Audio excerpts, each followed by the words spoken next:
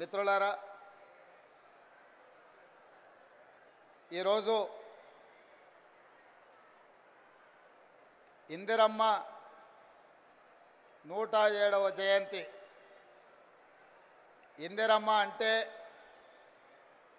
ప్రపంచ దేశాలకు ఒక ఉక్కు మహిళ. కాంగ్రెస్ పార్టీ అధ్యక్షురాలుగా, ఈ దేశ ప్రధానమంత్రిగా వారు చివరి శ్వాస వదిలినప్పుడు తెలంగాణ ప్రాంతం మెదక్ పార్లమెంటు నియోజకవర్గానికి ప్రాతినిధ్యం వహిస్తూ ఆఖరి శ్వాస వారు వదిలి ఈ గడ్డ మీద సూర్యచంద్రులు ఉన్నంతకాలం శ్రీమతి ఇందిరమ్మ పేరు మీద పేద ప్రజలకు, ముఖ్యంగా మా ఆడబిడ్డలకు, మా మహిళా సోదరీమణులకు సంక్షేమ అభివృద్ధి పథకాలను అందించాలని ఇందిరమ్మ రాజ్యాన్ని ఏర్పాటు చేసి ఇందిరమ్మ రాజ్యంలో ఆడబిడ్డల్ని కోటీశ్వరులను చెయ్యాలని ఈరోజు మన ప్రభుత్వం కంకణ బద్దులై ఈ వరంగల్ గడ్డ మీద కార్యక్రమాలను తీసుకోవడం జరిగింది. ఈ కార్యక్రమంలో నాతో పాటు ఉప ముఖ్యమంత్రి వర్యులు బట్టి విక్రమార్క గారు, మంత్రివర్గ సహచరులందరూ, పార్లమెంట్ సభ్యులు, శాసనమండలి సభ్యులు, శాసనసభ్యులు, ప్రభుత్వ సలహాదారులు, ఉన్నతాధికారులు, పార్టీ నాయకులు, పిసిసి అధ్యక్షులు, ప్రాణ సమానులైన 33 జిల్లాల నుంచి తరలి వచ్చిన మా ఆడబిడ్డలందరికీ కూడా హృదయపూర్వకంగా నేను నమస్కారాలు తెలియజేస్తున్నా. ఈ కార్యక్రమం మా ఆడబిడ్డలకే అంకితం. ఎందుకంటే ఈనాడు నేను తెలంగాణ రాష్ట్ర ముఖ్యమంత్రిగా అయినా, నేను ఆనాడు కాంగ్రెస్ పార్టీ తెలంగాణ శాఖకు అధ్యక్షుడిని అయినా ఆడబిడ్డల ఆశీర్వాదంతోనే, సోనియమ్మ ఇచ్చిన అవకాశంతో కాంగ్రెస్ పార్టీ అధ్యక్షుడు అవ్వడమే కాదు, వీడికి తరలి వచ్చిన వేలాది మంది ఆడబిడ్డలు గ్రామ గ్రామాన, తండాలలో, గూడాలలో, మారుమూల పల్లెల్లో ఇందిరమ్మ రాజ్యం రావాలి, మీ రేవంత్ అన్న ఈ తెలంగాణ రాష్ట్రానికి ముఖ్యమంత్రి అవ్వాలని మనసు నిండుగా ఆదరించి ఆహ్వానించి మీ భుజాల మీద మోసిండ్రు. కాబట్టి ఈరోజు ఈ వేదిక మీద ఉన్న పెద్దలందరూ నాతో సహా ఈరోజు వివిధ బాధ్యతలను నిర్వహిస్తున్నాం. మరి వివిధ బాధ్యతలను నిర్వహిస్తున్న మేము మీ ఆశీర్వాదంతో అవకాశం వస్తే మీకు కృతజ్ఞత తెలుపుకునే బాధ్యత, ఆడబిడ్డలకు అన్ని అవకాశాలు అందించాల్సిన బాధ్యత ఈరోజు మా పార్టీ మీద, మా ప్రభుత్వం మీద ఉన్నది. అందుకే ఆనాడు 2014 నుంచి 2019 వరకు ఆనాటి ముఖ్యమంత్రి చంద్రశేఖరరావు గారు మంత్రివర్గంలో ఒక్క ఆడబిడ్డ కూడా మంత్రిగా లేకపోయినా 5 సంవత్సరాలు మౌనంగా ఉన్న ఆడబిడ్డలు ఆ తర్వాత ఇచ్చిన తీర్పుతో మొదటి మంత్రివర్గంలోనే మీ అభిమాన నాయకురాలు శ్రీమతి కొండా సురేఖ గారు, మా సోదరీమణి సీతక్కను ఈరోజు మంత్రివర్గంలో ఈ ఓరుగల్లు గడ్డ మీద నుంచే ఈ ఆడబిడ్డలను మంత్రివర్గంలో ప్రముఖ స్థానం ఇచ్చి ఈనాటి ఈ సభా నాయకత్వాన్ని కూడా ఆ ఆడబిడ్డల చేతుల్లోనే పెట్టడం జరిగింది. ఇదే కాదు, వరంగల్ పార్లమెంటు నుంచి కూడా డాక్టర్ కడియం కావ్యను ఈరోజు పార్లమెంటు సభ్యురాలుగా ఈ తెలంగాణ రాష్ట్రం నుంచి పార్లమెంటులో గలం విప్పుతుందంటే ఒక ఆడబిడ్డ ఈరోజు వరంగల్ ప్రాంతం నుంచి పార్లమెంటుకు ప్రాతినిధ్యం వహిస్తుంది. అదే కాదు, పాలకుర్తిలో మీకు తెలుసు, ఒక రాక్షసుడు అక్కడ రాజ్యమేలుతుంటే మీ సోదరీమణి యశస్విని రెడ్డి ఆ రాక్షసుని బండ, ఆయన పెద్ద రాజకీయ కొండ కదా, ఆ కొండను ఎట్లా ఢీకొంటామని పాత్రికేయ మిత్రులు అడిగితే కొండైనా దెబ్బ కొడితే పగులుతుందని చెప్పి ఆ కొండను బద్దలు కొట్టి పాలకుర్తి గడ్డ మీద కాంగ్రెస్ పార్టీ జెండాను ఎగరేసింది కూడా ఈరోజు ఆడబిడ్డనే అన్న సంగతి నేను ఈ సందర్భంగా చెప్పదలుచుకున్నా. ఇవాళ మన తెలంగాణ రాష్ట్ర ప్రభుత్వానికి చీఫ్ సెక్రటరీగా ఆడబిడ్డనే ఉన్నది. ఈరోజు మహిళా అధికారులు అనితా రామచంద్రన్ గారు కానీ, దివ్య గారు కానీ, ఈరోజు శ్రీజన గారు కానీ, వరంగల్ అదేవిధంగా హనుమకొండ కలెక్టర్లుగా ఈరోజు ఆడబిడ్డలే అధికారంలో ఉన్నారు. ఇవాళ ఈ వరంగల్ కార్పొరేషన్కి మేయర్గా కూడా ఆడబిడ్డనే ఉన్నది. ఇలా చెప్పుకుంటూ వెళ్తే ఈరోజు ఇందిరమ్మ జయంతి సందర్భంగా ఈ వేదిక మొత్తం వేదిక మీదనే కాదు, వేదిక ముందు కూడా వేలాది మంది ఆడబిడ్డలే ఇది ఆడబిడ్డల రాజ్యం అని ధైర్యంగా చెప్పుకునే అవకాశం ఈ ప్రభుత్వం మాది, మా అధికారం నడుస్తుంది అని ఆడబిడ్డలు గుండె ధైర్యంతో మాట్లాడే అవకాశం ఇవాళ ఇక్కడికి వచ్చింది. ఉదయం ఈరోజు నేను స్వయం సహాయక సంఘాలకు సంబంధించిన ఆడబిడ్డల స్టాల్స్ నేను చూస్తే పెద్ద పెద్ద పారిశ్రామికవేత్తల కంటే, ఒకప్పుడు పారిశ్రామికవేత్తలంటే టాటాలు, బిర్లాలు, ఆ తర్వాత అదానీ, అంబానీలో గురించి విన్నాం. కానీ ఈనాడు మన కళ్ళ ముందు ఆ స్టాల్స్ చూసినప్పుడు ఇవాళ మా ఉప ముఖ్యమంత్రి బట్టి విక్రమార్క గారు సోలార్ పవర్ ప్రాజెక్టులు ఇవ్వాలని, 1 కోటి మంది మహిళల్ని కోటీశ్వరులను చెయ్యాలన్న ఆలోచన చెబుతుంటే టాటా, బిర్లాలనే కాదు అదానీ, అంబానీలను తలదన్నే వ్యాపారవేత్తలుగా మా ఆడబిడ్డల్ని ఇందిరమ్మ రాజ్యంలో తయారు చేసి కార్పొరేట్ కంపెనీలకు సవాలు విసిరి ఈరోజు సౌర విద్యుత్ ప్రాజెక్టులు ఆడబిడ్డలకు ఇవ్వడానికి ఇవాళ మన ప్రభుత్వం నిర్ణయం తీసుకున్నది. నేను అడుగుతున్న 10 సంవత్సరాలు అధికారంలో ఉన్న వాళ్ళను, నిన్న మొన్న టీవీలలో చూస్తున్నా మా నాయని రాజేందర్ రెడ్డితో ఒక ఆయన వాదిస్తున్నాడు, మేం చేసిందేదో మీరు వచ్చి టెంకాయ కొడుతురని.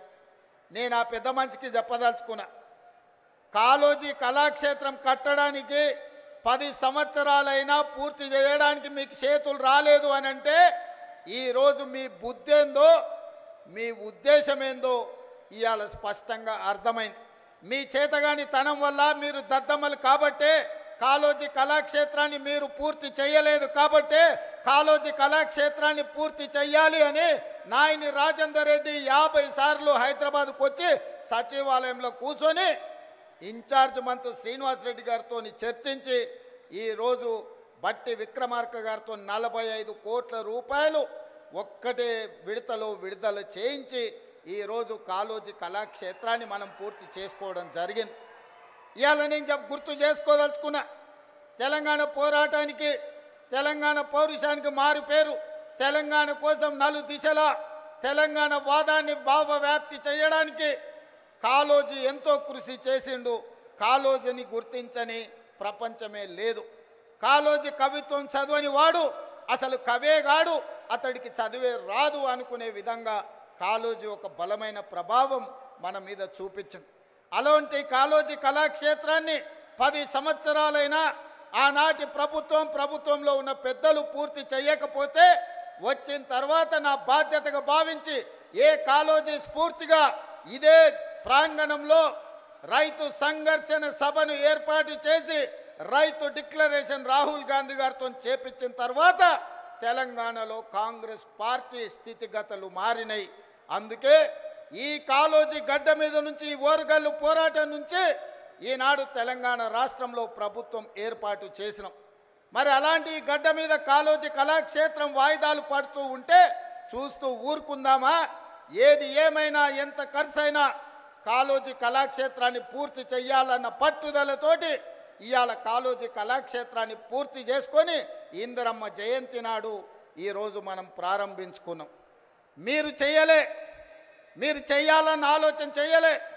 కనీసం చేసిన వాళ్ళను అభినందించడానికి మీ అధినేతలకు ఒకవేళ అభ్యంతరం ఉంటే మీరు నోరు మూసుకొనైనా ఉండండి తప్ప చేసే వాళ్ళ కాళ్ళల్లో కట్టెబెట్టాలన్న ఆలోచన చెయ్యకండి. వచ్చేసారి డిపాజిట్లు కూడా దక్కవు అని చెప్పి నేను వాళ్ళకి చెప్పదలుచుకున్నా. అదేవిధంగా మిత్రులారా, ఈ వరంగల్, హైదరాబాద్ ఆనాడు నిజాం రాజులు పాలించినప్పుడు ఈ వరంగల్ సామ్రాజ్యం, కాకతీయుల కంచుకోటలు, రాణి రుద్రమ, ప్రతాపరుద్రుడు ఒక పక్కన ఈ దేశానికి, ఈ ప్రపంచానికి తలమానికమైన ఒక గొప్ప పరిపాలన అందించి కాకతీయులు కట్టిన గొలుసుకట్టు చెరువులు ఇవాళ ప్రపంచానికే ఆదర్శమైన నగరం. ఈ నగరం చారిత్రాత్మకమైన నగరం. ఇక్కడ కట్టిన 1000 స్తంభాల గుడి కావచ్చు, రామప్ప దేవాలయం కావచ్చు, ఇలా చెప్పుకుంటూ పోతే ఇక్కడున్న కోటలు కావచ్చు, ఇక్కడున్న చెరువులు కావచ్చు, ఇక్కడున్న సంస్కృతి ప్రపంచానికి ఆదర్శంగా ఉండే గొప్ప నగరం. అలాంటి నగరం ఉమ్మడి రాష్ట్రంలోనే కాదు, ప్రత్యేక తెలంగాణలో కూడా చంద్రశేఖరరావు గారి చేతిలో మోసపోయి గోసపడుతుంటే ఈ నగరము ఇది పట్టణంగానే నిలిచిపోతే ఈ పట్టణాన్ని గొప్ప నగరంగా చెయ్యాలి. హైదరాబాదు నగరానికి పోటీ నగరంగా ఒక అద్భుతమైన అభివృద్ధి చేయాలని ఆలోచన చేసినాం. పదే పదే మీ ఎమ్మెల్యేలు అటు పెద్దలు కడియం శ్రీహరి గారు, నాయన రాజేందర్ రెడ్డి గారు, అదేవిధంగా కొండా సురేఖమ్మ గారు, ఈ ప్రాంతంలో ఉండే ఎమ్మెల్యేలందరూ అన్నా నువ్వేం చేసైనా వరంగల్ పట్టణాన్ని నగరంగా మార్చాలి, ఎయిర్పోర్టు రావాలి, పరిశ్రమలు రావాలి, మా పిల్లలకు ఉద్యోగాలు ఇవ్వాలి, కాకతీయ యూనివర్సిటీ ఉన్న ఓరుగల్లును అభివృద్ధి పదం వైపు మీరు నడిపించాలి అని వాళ్ళు నన్ను నిద్ర పోనీయకుట్ట, తిండి తిననీయకుట్ట నన్ను ముప్పు తిప్పలు పెట్టిరు. సూచన 2-3 సార్లు అడిగి వదిలేస్తారేమో, మర్చిపోతారేమో అని. కానీ వాళ్ళు మర్చిపోలే, నిత్యం గుర్తు చేస్తూనే కలిసినప్పుడల్లా కాగితం తెచ్చి ఇచ్చేటోళ్ళు. ఇక ఈ సమస్యకు పరిష్కారం ఈ పనులు చేయాల్సిందే అని నిర్ణయించి మీ ఇన్ఛార్జ్ మినిస్టర్ పొంగులేటి శ్రీనివాసరెడ్డి గారు చెప్పిన మీరు పోయి వరంగల్లో ఉండండి, మాస్టర్ ప్లాన్ను మీరు మొత్తం అనుమతించండి, ఔటర్ రింగ్ రోడ్డును ఏర్పాటు చేయడానికి అంచనాలు వేయండి, ఏర్పాటు కోసం భూములు సేకరించండి, వరంగల్లో అండర్ గ్రౌండ్ డ్రైనేజ్ను పూర్తి చేయండి, ఎన్ని పనులు చేయాలనో ఈ వరంగల్ పట్టణాన్ని నగరంగా మార్చాలి, హైదరాబాద్తో పోటీ పడాలి, ప్రపంచం దృష్టిలో ఇదొక చారిత్రాత్మకమైన నగరంగా తీర్చిదిద్దాలి అని పొంగులేటి శ్రీనివాసరెడ్డి గారికి ఆదేశాలు ఇస్తే వారు నిద్రపోకుండా రోజుల కొద్ది ఇక్కడ కూర్చొని అధికారులతోని సమీక్షలు చేసి ఇందులో విధానపరమైన నిర్ణయాలు మాత్రమే నేను మా మిత్రుడు బట్టి విక్రమార్క గారు తీసుకున్నాం. కానీ దీని అభివృద్ధి పదం వైపు నడిపించడానికి అవసరమైన సమీక్షలు మీ ఎమ్మెల్యేలు మీ మంత్రుల నేతృత్వంతో ఇన్ఛార్జ్ మినిస్టర్ పొంగులేటి శ్రీనివాసరెడ్డి గారు పూర్తి స్థాయిలో బాధ్యత తీసుకున్నారు. మా వరంగల్ మిత్రులందరినీ కూడా నేను అడుగుతున్నా, మీరు పెద్ద ఎత్తున చప్పట్లు కొట్టి అభినందించండి. ఎందుకంటే మీకోసం ఖమ్మం జిల్లా మీద కూడా దృష్టి పెట్టకుండా వరంగల్ జిల్లా మీద దృష్టి పెట్టి వరంగల్లో పనులు చెయ్యాలి అని కడియం శ్రీహరి గారు కలిసినప్పుడు వారు మాకు ముందు నుంచి చాలా సన్నిహితులు, మీకు తెలుసు. వారి పట్ల నాకున్న గౌరవం కూడా మీకు తెలుసు. వారు నాకు గుర్తు చేసి ఇవన్నీ చేయడం ద్వారా శాశ్వతంగా ప్రజల గుండెల్లో మనం నిలిచిపోతాం. మీ బాధ్యత, నీకు చిన్న వయసులో గొప్ప అవకాశం వచ్చింది, ఆనాడు మాకు అవకాశం వచ్చినా మేము చేయలేకపోయినాం, ఈనాడు మీరు చెయ్యి, మేము అండగా నిలబడతామని కడియం శ్రీహరి గారు నాతో 10 సార్లు మాట్లాడి ఇవాళ 5,500 కోట్లు, దాదాపుగా 6,000 కోట్ల రూపాయలు ఈ వరంగల్ నగరానికి ఇవాళ రాష్ట్ర ప్రభుత్వం మంజూరు చేసిందంటే వాళ్ళందరూ తీవ్రమైన కృషి వల్ల ఈరోజు మీకు దాదాపుగా 6,000 కోట్ల రూపాయలు వచ్చినాయి. అందుకే మిత్రులారా, ఈ వరంగల్ జిల్లా ప్రజలకు, ఈ ఉత్తర తెలంగాణ ప్రజలకు నేను ఒక్క మాట చెప్పదలుచుకున్నా. ఇది 2 శాసనసభ నియోజకవర్గాలకు సంబంధించిన అభివృద్ధి కాదు, మొత్తం ఉత్తర తెలంగాణకు సంబంధించిన ఆదిలాబాద్ కావచ్చు, ఖమ్మం కావచ్చు, కరీంనగర్ కావచ్చు, లేకపోతే వరంగల్ కావచ్చు, సగం నల్గొండ కావచ్చు. ఈ వరంగల్ ప్రాంతమే అత్యంత దగ్గరి ప్రాంతం. ఈడ జాతీయ స్థాయి ఎయిర్పోర్టు రావడం, జాతీయ స్థాయి పరిశ్రమలు రావడం, ఈ నగరంలో అండర్ గ్రౌండ్ డ్రైనేజ్ రావడం, కాకతీయ యూనివర్సిటీని అభివృద్ధి పదం వైపు నడిపిస్తే సగం తెలంగాణ అభివృద్ధి జరిగినట్టే. ఈ వరంగల్ అభివృద్ధి అనేది సగం తెలంగాణకు అభివృద్ధి చేసినట్టే అని భావించి ఈనాడు మా ప్రభుత్వం ఈ బాధ్యత తీసుకున్నది. ఇది పూర్తి చేసే వరకు నేను నిద్రపోను, మా అధికారులను మా మంత్రులను నిద్రపోనీయనని మీకు నేను మాట ఇస్తున్నా. ఎందుకంటే నేను నిన్న మన మహారాష్ట్ర ఎన్నికల్లో పోయినా, ఎన్నికల్లో ఎక్కడ పోయినా ఎయిర్పోర్ట్లు ఉన్నాయి. నేను ముంబై పూణేనే అనుకున్నా, కానీ సోలాపూర్ పోయినా, నాందేడ్ పోయినా, ఎక్కడికి పోయినా ప్రతి 100-150 కిలోమీటర్లకు బస్సు డిపోలు ఉన్నట్టు మహారాష్ట్రలో ఎయిర్పోర్టులు ఉన్నాయి.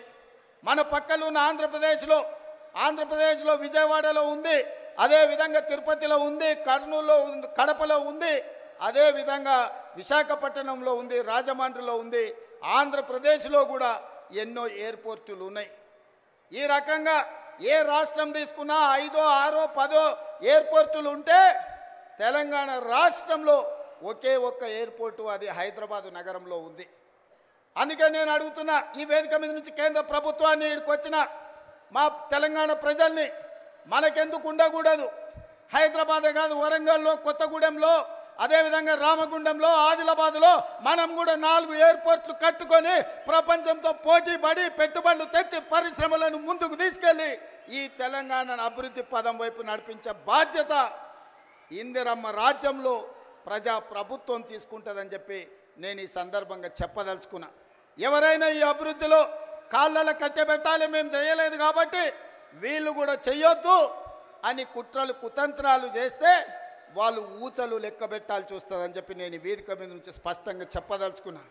మీరు కుట్రలు చేయొచ్చు, మీరు కుతంత్రాలు చేయొచ్చు, అక్రమంగా సంపాదించిన సంపద పెట్టి కిరాయి మనుషులను తేవచ్చు. ఏమి చేసినా ఓ రోజు వెనుకో ఓ రోజు ముందో మీరు పన్నుతున్న కుట్రల్ని గుర్తిస్తాం, అందరిని బొక్కలో పెడతాం, ఊచలు లెక్క పెట్టిస్తా అని చెప్పి నేను ఈ వేదిక మీద నుంచి స్పష్టంగా చెప్పదలుచుకున్నా.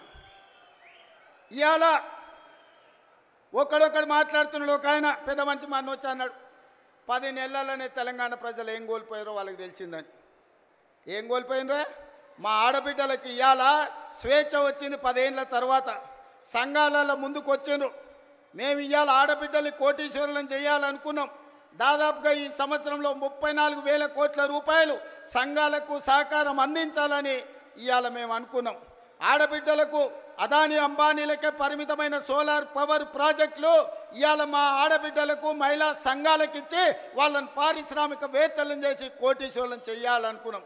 ఇవాళ ఇదే కాదు, మా ఆడబిడ్డలు అమ్మగారింటికి పోవాలన్నా, దైవ దర్శనానికి పోవాలన్నా ఇంటి ఆయనని అడిగితే దసరాకి అడిగితే దీపావళి అనేటోడు, దీపావళికి అడిగితే సంక్రాంతి అనేటోడు, సంక్రాంతికి అంటే ఉగాది అనేటోడు, ఉగాదికి అడిగితే ఈ సంవత్సరం ఎందుకులే అనేటోడు. కానీ ఇవాళ ఈడ వేలాది మంది మా ఆడబిడ్డలు వచ్చారు. అక్క ఎవరైనా బస్సు ఎక్కితే ఒక్క పైస ఎవరైనా అడుగుతుర్రా? ఇవాళ ఈ తెలంగాణ రాష్ట్రంలో 1,10,00,000 మంది ఆడబిడ్డలు 3,700 కోట్ల రూపాయలు 11 నెలల మా పొన్నం ప్రభాకర్ గారి మంత్రివర్గంలో ఆడబిడ్డలకు ఉచిత బస్సు ప్రయాణానికి ఖర్చు పెట్టి ఈరోజు మా ఆడబిడ్డలు స్వేచ్ఛగా ఇంటైన పనికి వచ్చే లోపల అమ్మగారింటికి పోయి అమ్మని చూసి వెనక్కి వచ్చేటంత వెసులుబాటు ఈరోజు మన ప్రభుత్వంలో వచ్చింది. ఇవాళ అట్లా అదే కాదు, రూపాయి కూడబెడితే మోడీ వచ్చి ఎత్తుకపోతున్నాడు. 12 నూరులు సిలిండర్ అయింది. ఆయనలో సోనియమ్మ ఆడబిడ్డల కట్టెల పొయ్యి కష్టాలు, కన్నీళ్ళ పొగతో ఊపిరితిత్తుల్లో పోయి క్యాన్సర్ వచ్చి చచ్చిపోతుంటే ఆడబిడ్డలకు సిలిండర్ గ్యాస్ పోయి ఇచ్చి 400 రూపాయలకే సోనియమ్మ సిలిండర్ ఇచ్చింది. మోడీ వచ్చి 1200 చేసిండు. మరి ఆడబిడ్డల కష్టాలు చూసి ఇవాళ ఆడబిడ్డలకు 500 రూపాయలకే ఉత్తమ్ కుమార్ రెడ్డి గారి మంత్రివర్గంలో ఆడబిడ్డలకు 500 రూపాయలకి ఇవాళ మనం సిలిండర్ ఇస్తున్నాం. ఈ దేశంలో ఎక్కడైనా 500 రూపాయలకు బీజేపీ ప్రభుత్వం సిలిండర్ ఇస్తుందా? ఒక్కసారి ఆలోచన చేయండి అని నేను అడుగుతున్నా. ఇదే కాదు, నేను కానీ బట్టి గారు కానీ పాదయాత్ర చేసేటప్పుడు చాలామంది పేదలు వచ్చి మీరు వ్యవసాయానికి 24 గంటల ఉచిత విద్యుత్ ఇస్తున్నారు, బాగానే ఉంది, కానీ మాకు భూమి లేదు, మేము ఇంట్లో ఫ్యాన్ వేసుకున్నా, ఫ్రిడ్జ్ పెట్టుకున్నా, టీవీ చూసినా మా కరెంటు బిల్లు పేలిపోతుంది, 2,000 కట్టాల్సి వస్తుందని మా దృష్టికి తెచ్చారు. అందుకే ఆలోచన చేసినాం, సోనియమ్మ అనుమతి తీసుకున్నాం. మల్లికార్జున ఖర్గే గారి ఆదేశాలతోని ఇవాళ ప్రతి పేదవాడి ఇంట్లో 200 యూనిట్లు ఉచితంగా, 50 లక్షల కుటుంబాలకు 200 యూనిట్లు ఉచితంగా కరెంట్ ఇస్తున్న ప్రభుత్వం ఈ దేశంలోనే తెలంగాణ రాష్ట్రంలో ఉందన్న సంగతి ఇవాళ నేను చెప్పదలుచుకున్న. ఆ పైసలు కూడా మా ఆడబిడ్డలకు మిగులుతున్నాయి. మా అక్కలందరికీ తెలుసు, ఇంటాయన చేతిలో నగదు ఉంటే బెల్ట్ షాప్ పోతాయి, మా ఆడబిడ్డల దగ్గర నగదు ఉంటే పిల్లలు బడిపోతారు. అవునా అక్క? ముందలంతా మా వాళ్ళు కూర్చున్నారా, వెనకాల అక్కల్ని అడగకుండా మీరంతా అడ్డం కూర్చుంటే ఎట్లనే? ఇవాళ నగదు ఇంటాయన చేతులుంటే ఊర్లూర్లో మంచినీళ్ళు దొరికినా దొరకకపోయినా కేసీఆర్ తెలిసిన బెల్ట్ షాప్ దగ్గర పోతుందా నగదు. కానీ మన ప్రభుత్వంలో కరెంటు బిల్లులతో మిగిలిన నగదు, అదేవిధంగా సిలిండర్ల మిగిలిన నగదు, ఈరోజు సంఘాలకు నగదు 0 వడ్డీతో ఇచ్చిన నగదు మా ఆడబిడ్డల దగ్గర ఉంటే మా ఆడబిడ్డల నగదుతోని తమ బిడ్డల్ని బడికి పంపించి ప్రయోజకుల్ని చేస్తుండ్రు. ఇవాళ వాళ్ళ చేతిలో వెసులుబాటు ఉండాలి, ఆడబిడ్డ చేతిలో పెత్తనం ఉండాలి అని ఇవాళ మేము కోరుకుంటున్నాం. కేసీఆర్ ఏమో ఆడబిడ్డలకు పెత్తనం వస్తే తాగుబోతోళ్ళు ఉండరు, తాగుబోతోళ్ళు లేకపోతే ఆయన సంఘాన్ని కోల్పోతా అని ఆయన అనుకుంటున్నాడు.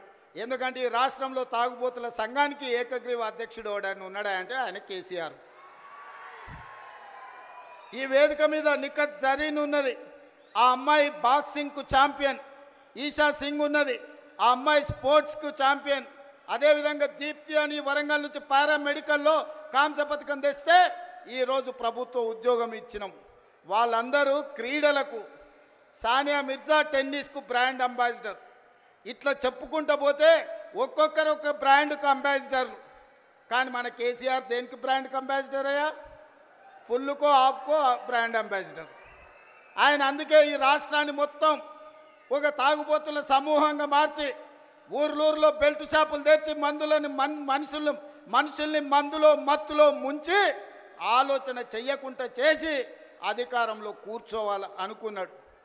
కానీ తెలివిగల తెలంగాణ ప్రజలు తేరుకున్నారు, దిమ్మ తిరిగే జవాబు ఇచ్చిండ్రు. ఇవాళ ఆయన అంటున్నాడు ఏం కోల్పోయినరో తెలిసిందని. ఏం కోల్పోలేదు కేసీఆర్ గారు, మీరు ఆ ఫామ్ హౌజుల్నే ఉండండి, కావాలంటే వైన్ షాప్ ఆయనకు చెప్తా, కావాల్సినప్పుడల్లా సీసాలు నీకు అందిస్తూనే ఉంటాడు. ఆ బిల్లు కూడా నువ్వు కట్టకు, మా వాళ్ళు కడతారు, మా పిల్లలు కడతారు. నీ ఇంట్లో 4 పదవులు కోల్పోయారు తప్ప తెలంగాణ సమాజం ఏం కోల్పోలే.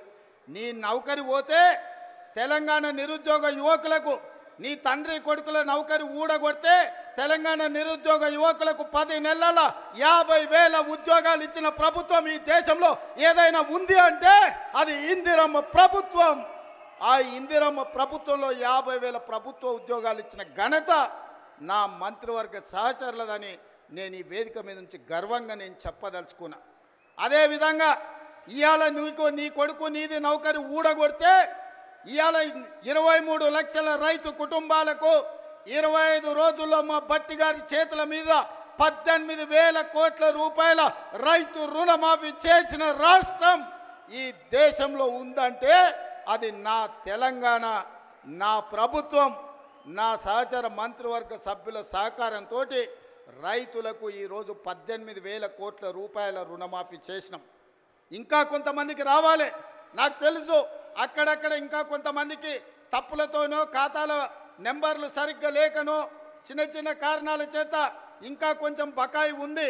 100% ఈ వేదిక మీద నుంచి ఆనాడు భద్రకాళి సాక్షిగా ఈ వరంగల్ గడ్డ మీద నుంచి చెప్పిన 15 ఆగస్టు లోపల 2 లక్షల రుణమాఫీ చేస్తా అన్నా, సమ్మక్క సారలమ్మ సాక్షిగా ఇలా చెప్పిన 18,000 కోట్ల రూపాయలు భద్రకాళి సాక్షిగా, సమ్మక్క సారలక్క సాక్షిగా 15 ఆగస్టు లోపల రైతుల ఖాతాలు వేసిన. ఇవాళ కూడా నేను మాట ఇస్తున్నా, ఈ వరంగల్ గడ్డ మీద నుంచి మాట ఇస్తే తల తెగిపడ్డా మడమ తిప్పకుండా ముందు నిలబడే లక్షణమున్న కాంగ్రెస్ పార్టీ కార్యకర్తను అందరి రైతులకు రుణమాఫీ చేసే బాధ్యత నాది. మీ ఖాతాలు సవరించుకోండి, మీ ఖాతాలలో ఉన్న తప్పులను సరిదిద్దుకోండి. మీ అందరికీ రుణమాఫీ చేసే బాధ్యత మా ప్రభుత్వం తీసుకుంటుంది. ఎవడో తప్పుడు మాటలు చెప్తే నమ్మకండి, మీకు అండగా నిలబడతా. 10 ఏళ్లలో వాళ్ళు చెయ్యండి 1,00,000 రూపాయలు చేస్తామని 10 ఏళ్లలో 4 విడతలని ఎవరికి చేసిండ్రో అసెంబ్లీలో చర్చ పెడదాం, రమ్మను బిల్లారంగా ఎవరు వస్తారో చర్చకు. కానీ 10 నెలల మన ప్రభుత్వం చేస్తే 10 ఏళ్ళు వాళ్ళు చేయలేని పని మనం చేసినాము. అభినందించడానికి నోరు రాకపోయింది, కానీ రోజు కాళ్ళలో కట్టెబెట్టాలని కట్టెలు తీసుకొని తిరుగుతారు బిల్లారంగలు ఇద్దరు. ఇట్లాంటి పరిస్థితుల్లో ఈ రాష్ట్రంలో ఆర్థికంగా వాళ్ళు చేసిన అప్పులు 7 లక్షల కోట్లు. ఇవాళ ఈ రాష్ట్రంలో ప్రతి నెల వస్తున్న ఆదాయం, పాత్రికేయ మిత్రులారా రాసుకోండి, ప్రతి నెల ఈరోజు తెలంగాణ రాష్ట్రంలో వస్తున్న ఆదాయం 18,500 కోట్లు. ఈ 18,500 కోట్లల్లో 6,500 కోట్లు దాదాపుగా ప్రభుత్వ ఉద్యోగులకు జీతాలు పెన్షన్ల కింద పోతున్నాయి. ఇంకొక 6,500 కోట్లు కేసీఆర్ చేసిన 7 లక్షల కోట్లకు అప్పు మిత్తి కింద కట్టడానికి పోతున్నాయి. ఈ 13,000 కోట్లు జీతభత్యాలకు కేసీఆర్ మన నెత్తి మీద మోపిన అప్పుకు ఇవాళ పోతే మిగిలిన 5,500 కోట్లు ప్రతి నెల ఆదాయం ఉంటే ఎన్నో రకాల ఇబ్బందులను ఎదుర్కొని కడుపు కట్టుకొని అవినీతిని నిర్మూలించి రూపాయి కూడబెట్టి ఇవాళ రైతు రుణమాఫీ చేస్తే మమ్మల్ని అభినందించడానికి నీ మనసు లేదు, కానీ ఈరోజు మమ్మల్ని శాపనార్థాలు పెట్టే ప్రయత్నం చేస్తున్నారు. అందుకే ఇవాళ కేసీఆర్ బాధపడుతుండు. ఎందుకంటే రైతులకు రుణమాఫీ రేవంత్ రెడ్డి చేసే కదా, ఇంకా నాకేం మిగులుతుంది చెప్పనే అని. ఒరేసుకుంటే ఆనాడు ఉరి అన్నాడు, అవునా? ఒరేసుకుంటే ఉరేసుకున్నట్టే అని కేసీఆర్ ముఖ్యమంత్రిగా మాట్లాడిండా లేదా? అలాంటి చంద్రశేఖర్ రావు ఆయన 150 ఎకరాల ఫామ్ హౌస్లో ఒరేసుకుంటే ఆ వివరాలన్నీ బయట పెట్టి బండారం బయట పెట్టి బండకేసాయల్లో కొట్టిన. ఇవాళ బాజాబ్తా తెలంగాణ సమాజం 66 లక్షల ఎకరాలల్లా 1,53 లక్షల మెట్రిక్ టన్నుల వరి ధాన్యాన్ని స్వతంత్రం వచ్చినప్పటి నుంచి ఈ రోజు వరకు ఏ రాష్ట్రం, ఉమ్మడి రాష్ట్రం ఆంధ్రప్రదేశ్లో కూడా 23 జిల్లాలు ఉన్నప్పుడు కూడా ఇంత పంట రాలే. ప్రపంచ రికార్డు ఇవాళ తెలంగాణ రాష్ట్రం 66 లక్షల ఎకరాలలో 1,53 లక్షల మెట్రిక్ టన్నుల వరి ధాన్యాన్ని పండిస్తే ఎంఎస్పి ఇవ్వడమే కాదు, సన్న వడ్లకు 500 రూపాయల బోనస్ ఇచ్చి కొంటున్న రాష్ట్రం ఈ దేశంలోనే తెలంగాణ రాష్ట్రం ఉంది. రైతులను ఆదుకున్న ప్రభుత్వం ఇందిరమ్మ రాజ్యంలో ప్రజా ప్రభుత్వం అని నేను చెప్పదలుచుకున్నా. ఇవన్నీ కోల్పోయిన టాన్ కేసీఆర్ని అడుగుతున్నా, నీ దుఃఖమేందో నీ బాధ ఏందో నువ్వు చెప్పింది నిజమైతే రా అసెంబ్లీలోకి రా, చర్చ పెడదాం. తారీఖు నిర్ణయించు చంద్రశేఖరరావు, ఏ రోజు చెప్తావో ఏ సమయం చెప్తావో ఆ రోజు అసెంబ్లీ పెడతా రా. నువ్వు ఓడితే ఇంట్లో పోయి బంతవా? రాహుల్ గాంధీని చూసి సిగ్గు తెచ్చుకో. 3 సార్లు ఓడిపోయినా ప్రతిపక్షం ఉండి కన్యాకుమారి నుంచి కశ్మీర్ వరకు 150 రోజులు 4000 కిలోమీటర్లు మండు టెండల్లో మంచు కొండలో పాదయాత్ర చేసి ప్రజలకు అందుబాటులో ఉన్నోడు అంటే బాధ్యతాయుతమైన ప్రతిపక్ష నాయకుడు. అధికారంలో ఉంటే దోసుకుంటా, ప్రతిపక్షంలో ఉంటే ఫామ్ హౌస్లో వండుకుంటా. ఇదా నీ విధానం? నిజంగానే ప్రజలు కష్టాలలో ఉంటే ఫామ్ హౌస్లో గాడిది పండ్లు దొమ్ముతున్నావా? రా ప్రజల్లోకి వచ్చి మాట్లాడు. ప్రతిపక్షంగా ఏం సూచన చేస్తావో చెయ్యి ప్రభుత్వానికి, మేము వినడానికి సిద్ధంగా ఉన్నాం. నువ్వు లేవనెత్తిన అంశాలు సహేతుకమైనవైతే సరిదిద్దడానికి సిద్ధంగా ఉన్నాం. నువ్వు రావు. ఆ చిల్లరగాళ్ళని ఇద్దరిని ఊరి మీదకి వదిలిండి, అది చూసిన ఆంబోతులాగా. ఊర్లలో దేవుళ్ళకి వదులుతారు కదా దున్నపోతులని తెలుసు కదా, అది 7 చేనుల మేసి వచ్చినా ఏమనం. దేవరకు వదులుతాం కదా అచ్చొచ్చిన వాటిని, దేవరకు వదిలే ఓ రోజు బలి ఇస్తారు. ఆ ఇద్దరిని అచ్చోసిన వాళ్ళలాగా ఊరి మీదకి వదిలి ఈరోజు ఏది పడితే అది మాట్లాడుతున్నారు. ఏమన్నా అర్థం ఉందా? ఒక్కసారి ఆలోచన చేయండి మిత్రులారా. ఇంకా ఆ పక్కన లావు మనగాళ్ళు లడాయిపోతే వెనకాల 3 నూకుడు మనగాళ్ళంట. ఆయన కిషన్ రెడ్డి అనటాన్ని ఇంకొక ఆయన ఉన్నాడు. కేటీఆర్ ముందు రోజు మాట్లాడతాడు, రెండో రోజు కిషన్ రెడ్డి మాట్లాడతాడు. మనం గుజరాత్లో Sabarmati river development front Modi గారు అభివృద్ధి చేస్తే సప్పట్లు కొడతాడు. మా మోడీ చూడు గుజరాత్లో గొప్పగా చేసిండని.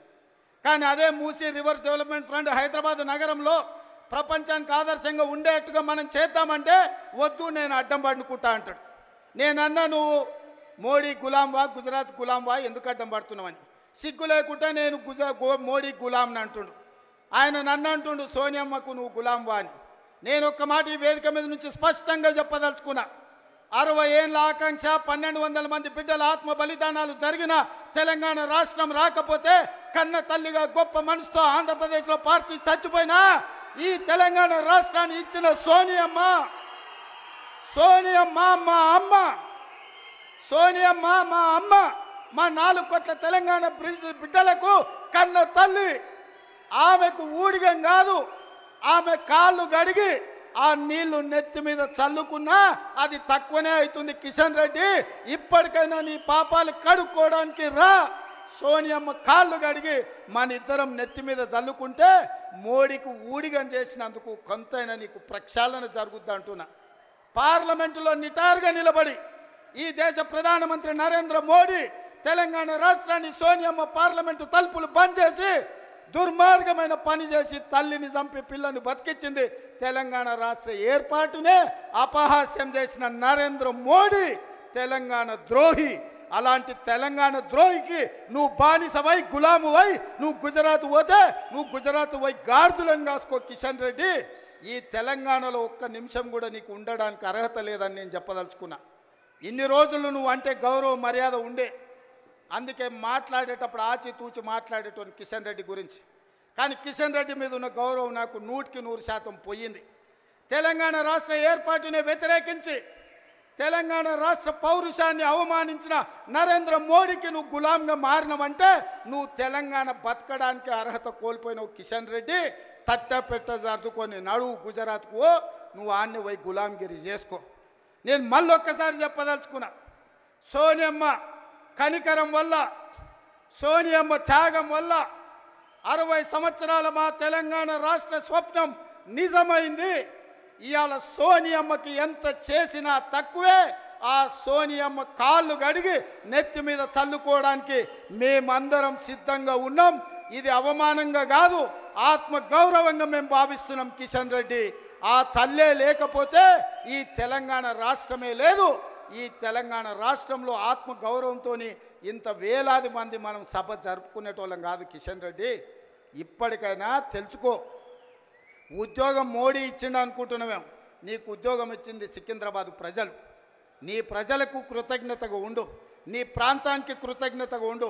నీ ప్రాంత ఆత్మగౌరవాన్ని కాపాడలేనోడు ఇవాళ కాలేజీ ఉండుంటే ఈ కిషన్ రెడ్డిని, కేసీఆర్ను పొలిమేరలు దారి వరకు ధర్మమని చెప్పుండేవాడు. మనవాడే ద్రోహం చేస్తే పాతరేయండి, పక్కవాడు వస్తే పొలిమేరలు దాటించండి అని. ఇవాళ మిమ్మల్ని పాతరేసినా కూడా తప్పు లేదు కాలేజీ స్ఫూర్తిగా. చివరగా జయశంకర్ గారు 10 ఏళ్ళు కేసీఆర్కు సిద్ధాంతకర్తగా జయశంకర్ సార్ పేరు చెప్పుకున్నాడు. చివరికి ఆయన సొంత ఊరు అక్కంపేటను కూడా రెవెన్యూ విలేజ్గా చేయలే. మెయిన్ ఇందిరమ్మ రాజ్యం ప్రజాప్రభుత్వం ఏర్పడ్డాక జీవో ఇచ్చి జయశంకర్ గారి ఊరిని రెవెన్యూ విలేజ్గా మార్చి జయశంకర్ గారి ఆత్మగౌరవాన్ని నిలబెట్టడానికి ప్రయత్నం చేసింది మా ప్రభుత్వం. ఇదా తెలంగాణ కోల్పోయింది? చంద్రశేఖర్ రావు, నేను నిన్ను అడుగుతున్నా, ఆడబిడ్డలకు ఉచిత బస్సు ఇస్తే తెలంగాణ కోల్పోయిందా? ఆర్టీసీ డ్రైవర్లతో ఇందిరా పార్క్ దగ్గర ధర్నా చేపిస్తావా? నీ కొడుకు ఆవారగాన్ని ఆడికి పంపించి వాడు కాకింగ్ చేసుకుంటాడు. వాడు రామారావా నాకు అర్థం కాలే. కాకింగ్ చేసుకొని ఆటోలో తిరుగుతా ఆయన ఆటో రాముడు అయిపోతాడంట. కొంచెమన్నా సిగ్గుండాలనే తెలంగాణ సమాజం ఏమనుకుంటుందని. ఇంత సిగ్గుసేరని తప్పిపోతారా 10 నెలలకే? ఇట్లాంటి నేను ఎవరిని చూడలే. ఇవాళ అందుకే ఈ వేదిక మీద నుంచి మీరిచ్చిన ప్రభుత్వం, ప్రజాప్రభుత్వం, ఇందిరమ్మ రాజ్యంలో పేదల సంక్షేమం కోసం పనిచేస్తున్నాం. ఏ గడ్డ మీద నుంచి పోరాటం మొదలుపెట్టినామో అదే గడ్డ మీద సంవత్సరం పూర్తి చేసుకున్న సందర్భంగా ఈ వరంగల్ పట్టణాన్ని నగరంగా మార్చి హైదరాబాద్తో పోటీ పడే విధంగా అభివృద్ధి చేయాలన్న ఆలోచనతోటి ఇవాళ మీకు నిధులను ఇవ్వడమే కాదు, మీ గడ్డ మీదనే మొట్టమొదటి ఉత్సవం జరుపుకున్నాం. ఈ ఉత్సవానికి వచ్చిన వాళ్ళే కాదు, తెలంగాణ నలుమూలలు ఉన్నోళ్ళందరినీ కూడా ఆశీర్వదించండి. ఇంకా 4 సంవత్సరాలు కడుపు కట్టుకొని రోజుకు 18 గంటలు, ఒక్కరోజు 1 గంట 1 నిమిషం కూడా సెలవు తీసుకోకుండా మీకోసం పనిచేస్తా. ఆఖరి శ్వాస వరకు, చివరి రక్త పొట్టు వరకు ఈ 4 కోట్ల తెలంగాణ బిడ్డల కోసమే నేను అంకితమై కేసీఆర్ అనే మొక్కను మళ్ళీ మొలవనియని తెలంగాణ రాష్ట్రంలో రాసి పెట్టుకోండి. చెప్పిన నాడు ఓడిస్తాని, ఓడించిన పార్లమెంటులో గుండు 0 అని చెప్పిన గుండు 0 తెచ్చిన. ఇవాళ నీ పార్టీని మళ్ళీ మొలకెత్తని ఇయ్యనని ఈ వరంగల్ గడ్డ మీద నుంచే చెప్తున్న కేసీఆర్, కాసుకో, చూద్దాం ఏందో మా కార్యకర్తల పౌరుషమో, నీ తాగుబోతు విధానాలు, కుట్రలు, కుతంత్రాలు తేల్చుకుందాం. నువ్వు అనుకుంటున్నావేమో మౌనంగా ఫామ్ హౌస్లో వండుకుంటే నీ సంగతి నాకు తెలియదని. నీ ముందు తెలుసు, నీ వెనక తెలుసు, నీ ఉపాయం తెలుసు, నీ ఉబలాటం తెలుసు. అన్నిటికీ కుక్క కాటుకు చెప్పు దెబ్బ అనే మందు నా దగ్గర సిద్ధంగా ఉంది. తప్పకుండా నీకు పెడతా. రా అసెంబ్లీకి. మళ్ళొక్కసారి చెప్తున్నా, రాబోయే స్వామి అసెంబ్లీకి రా. చూస్తుందా ఎవడో ఇస్తే రాలే కుర్చీలకు. తొక్కుకుంటూ వచ్చిన కుర్చీలో నిన్ను తొక్కుకుంటూ వచ్చిన గుర్తు పెట్టుకో. రా అసెంబ్లీకి, మాట్లాడదాం, తేలుద్దాం. సిద్ధంగా ఉన్నా తారీఖు పెట్టు, సమయం పెట్టు, వచ్చి చెప్తా బిడ్డ నీ సంగతి. ధన్యవాదాలు సోదరులారా.